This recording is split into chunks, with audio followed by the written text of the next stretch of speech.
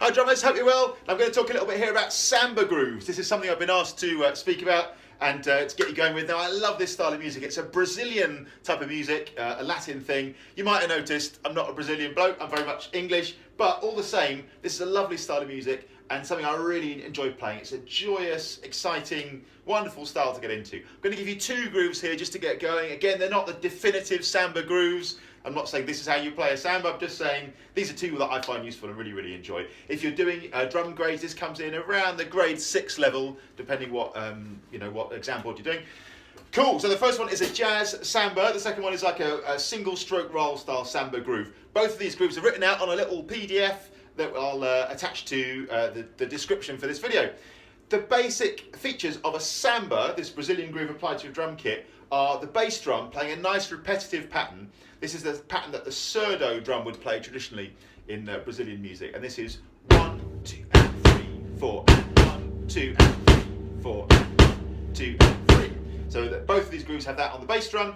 The hands, what the handers are doing, it's based around a pattern called a partido alto, and that goes ba ba ba ba ba ba ba ba ba ba ba ba ba ba. So if you're into downbeats and upbeats, that goes down down up up up down down, and if you're into counting and quavers, eighth notes, 1 and 2 and 3 and 4 and 1 and 2 and 3 and 4 and. So it's on the 1, the 2, it's on the and of beat 3, the and of beat 4, the and of beat 1 in the second bar, and then 3 and 4.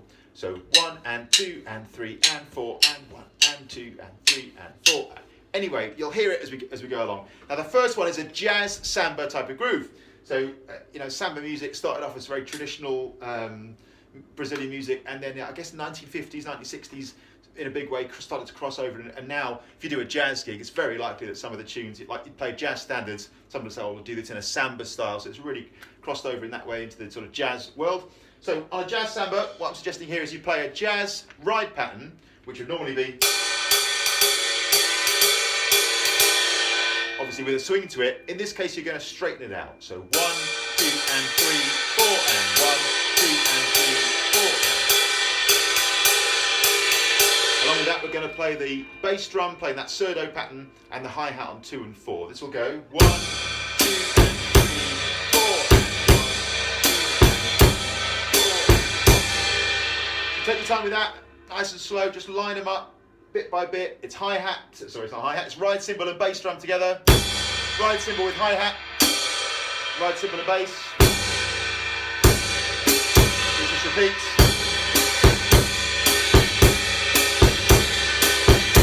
So first bass with this first groove, get that going.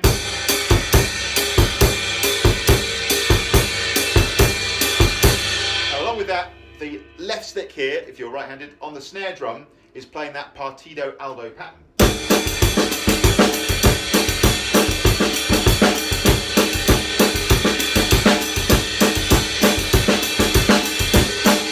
That's the idea. Now, various ways of building this up.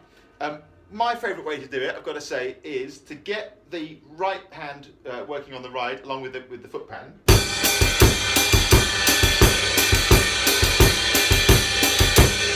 And just add in the snare drum bit by bit, maybe even one note at a time. If you've been playing the drums for a long time, you're very experienced, you might be able to just throw that all together straight away. Awesome, and you're done. If not, totally fine. What I would say is just play this on a loop.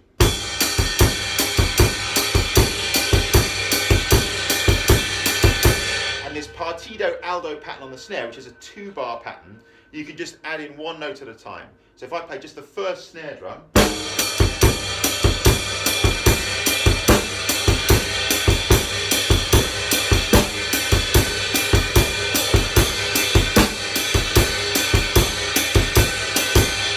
that makes a bit of sense, then if you're happy with that, say that you play it 4 times or 8 times and that's going well, you can add in the next snare drum.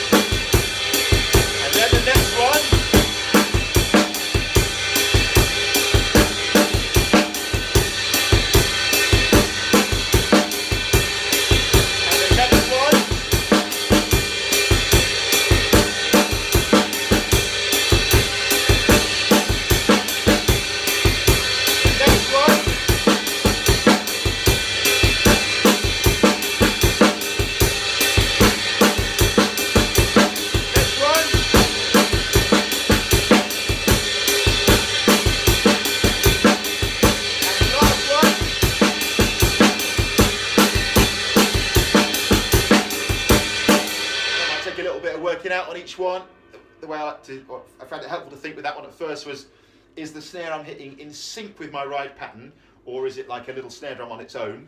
It's quite a good way to think. Just take your time with that, lovely one to build up. In the end, that'll give you...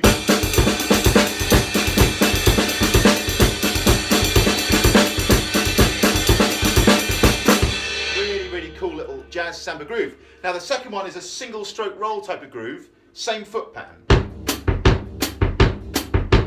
1, 2, 3, 4. 1, 2, 3, 4. Once you master that, you could play here the single stroke roll, which I've written as eighth notes, quavers here, right, left, right, left, right, left, over the top. Here the partido aldo is the accent pattern within that roll. So I'd say first base on this one is get the foot pattern working with an unaccented single stroke roll.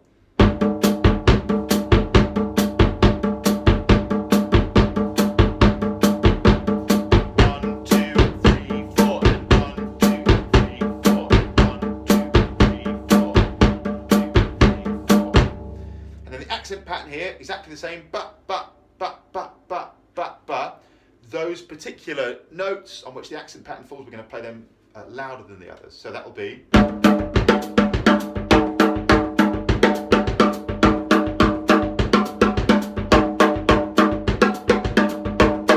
Lovely little samba groove.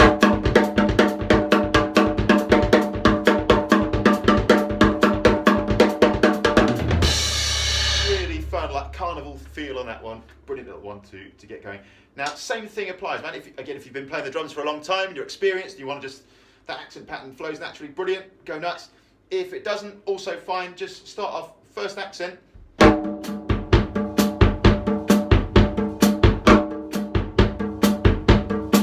the next one.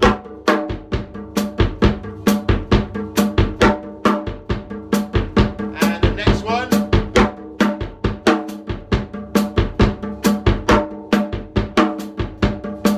One.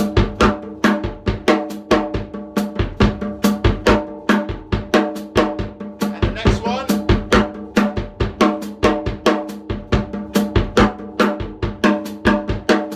And the next one.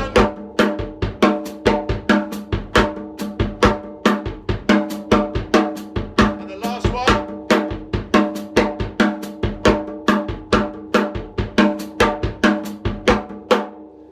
That's a really, really lovely flowing one. Once you got the hang of it, you're up and running. Go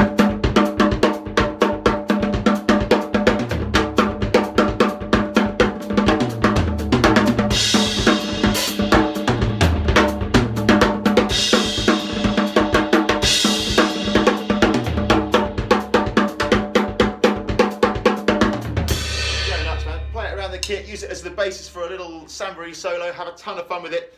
Just two grooves to get you going, a jazz samba and then a more sort of carnival feel, single stroke roll samba groove. Again, please understand these aren't the sort of definitive samba grooves. They're just two that I find really useful and really fun. I think they're a nice place to start with playing a samba on the drum kit. Hope that all makes a bit of sense. Any questions, give us a shout. See you soon. Thanks a lot.